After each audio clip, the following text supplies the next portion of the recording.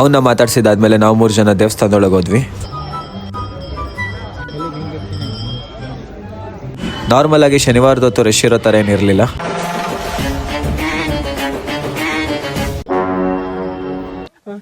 ಇವ್ರು ಯಾಕೆ ಗೋಪುರನೇ ನೋಡ್ತಿದ್ದಾರೆ ಅಂತ ನೋಡಿದ್ರೆ ಅಣ್ಣ ಫೋಟೋಗೆ ಫೋಸ್ ಕೊಡ್ತಾವ್ರೆ. ಅಲ್ಲೇ ಸ್ವಲ್ಪ ಪ್ರಸಾದ ತಿನ್ಕೊಂಡು ನಾವು ಮತ್ತೆ ನೆಕ್ಸ್ಟ್ ದೇವಸ್ಥಾನಕ್ಕೆ ಹೋದ್ವಿ. ನಮ್ಮ ಬಂಧ ಅನುಬಂಧ ನಾವು 3 ಜನ ಬೇಗ ಬೇಗ ಪ್ರಸಾದ ತಿನ್ಕೊಂಡ್ವಿ. ಯಾಕೆ ನಮ್ಮ ಪವನ ಆಚೆ ವೇಟ್ ಮಾಡ್ತಾ ಇದ್ದ. ಯಾಕೆ ಕಳಿಸ್ತೀರ ಈಗ?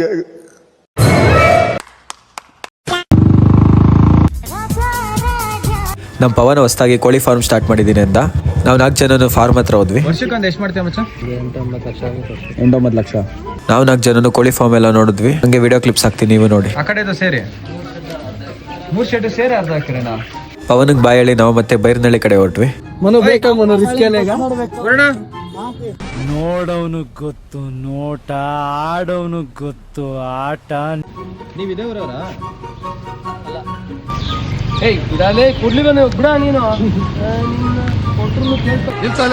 ಕೋದಂಡ ರಾಮಸ್ವಾಮಿ ದೇವಾಲಯ. ಸರ್ ನೀವು ಇದು ಜ್ಯೂಸ್ ಕೊಡ್ತೀರಲ್ಲ, ಚಾಕ್ಲೇಟ್, ಮ್ಯಾಂಗೋ, ವೆನಿಲಾ. ದೇವಸ್ಥಾನ ಎಲ್ಲ ನೋಡ್ಕೊಂಡು ನಾವು ನೆಕ್ಸ್ಟ್ ಬೈರ್ನಳ್ಳಿಗೆ ಬಂದ್ವಿ. ನಿಮ್ಮ ಅಣ್ಣನ ಜೊತೆ ನಿಂಗೂ ಕೊಡ್ತೀನಿ.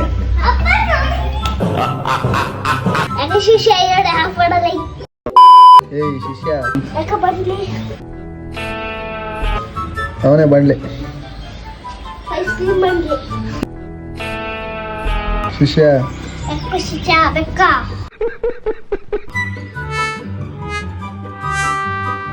ದೇವಸ್ಥಾನದಿಂದ ಬಂದ್ಮೇಲೆ ಮನೇಲಿ ಸ್ವಲ್ಪ ಹೊತ್ತು ರೆಸ್ಟ್ ಮಾಡಿ ವರ್ಣವ್ರ ಗದ್ದೆ ನೋಡೋಣ ಅಂತ ಬಂದ್ವಿ. ಏನು ಅವಾಗ್ಲೇ ಮಾತಾಡ್ತಾ ಇದ್ದೆ? ಏನು ಅವಲೇ ಜಾಸ್ತಿ ಮಾತಾಡ್ತಾ ಇದ್ದೆ?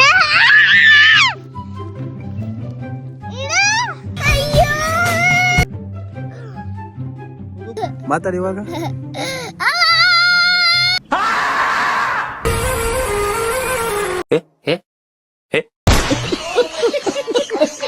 ರಾಗಿ ಏನೋ ಆಚೆಗೆ ಹೋಯ್ತು ಅಂದ್ರೆ ಓಯ್ ಬಾರ ಒಳಗೆ.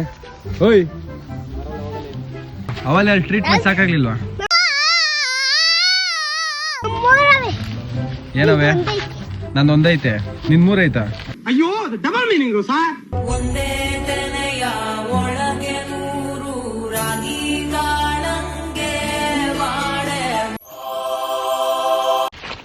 ಹಾಯ್ ರಮ್ಯಾ. ರಮ್ಯಾ ಅಂತ ಮಚ್ಚ, ನೀನ್ ಯಾಕೆ ಇದಕ್ಕೆ ರಮ್ಯಾ ಅಂತ ಹೆಸರಿಡಬಾರ್ದು?